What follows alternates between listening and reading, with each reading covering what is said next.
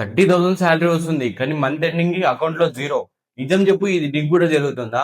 ఈ వీడియో చూడు, నీ ఫైనాన్షియల్ జర్నీ చేంజ్ అవుతుంది. ప్రాబ్లం శాలరీ కాదు, ప్రాబ్లం మనీ మేనేజ్ చేయకపోవడం. సింపుల్ రూల్ ఫాలో అవ్వు. 50-30-20. 50% నీ నీడ్స్ కి, అంటే రెంట్, ఫుడ్ ఆర్ బిల్స్. ఇవి కంపల్సరీ అవాయిడ్ చేయలేం. 30,000 శాలరీ ఉంటే 15,000 నీ నీడ్స్ కి వెళ్ళిపోతాయి. 30% వాంట్స్ కి, అంటే movie, shopping or out going. Simple చెప్పాలంటే ఎంజాయ్ చేయడానికి, కానీ లిమిట్స్ లో. 30,000 శాలరీ ఉంటే 9,000 నీ వాంట్స్ కి వెళ్ళిపోతాయి. 20% సేవింగ్, ఫ్యూచర్ కోసం ఎమర్జెన్సీ ఫండ్ ఆర్ ఇన్వెస్ట్మెంట్. ఇది చాలా ఇంపార్టెంట్ పార్ట్ ఈ రూల్ లో. 30,000 శాలరీ ఉంటే 4,000 నీ సేవింగ్స్ కి వెళ్ళిపోతాయి. ఇది డివైడ్ చేస్తే మంత్ ఎండ్ కి మనీ మిస్ అవ్వదు. చాలా మంది చేసే మిస్టేక్స్ ఏంటంటే ముందు స్పెండ్ చేస్తారు, తర్వాత సేవ్ చేస్తారు. కానీ అది కరెక్ట్ కాదు.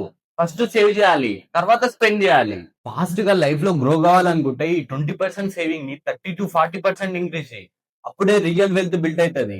ఈ మంత్ నుంచి నువ్వు స్టార్ట్ చేస్తున్నావా? అయితే కామెంట్ చేయి. ఇలాంటి మనీ టిప్ కోసం ఫాలో చేయి.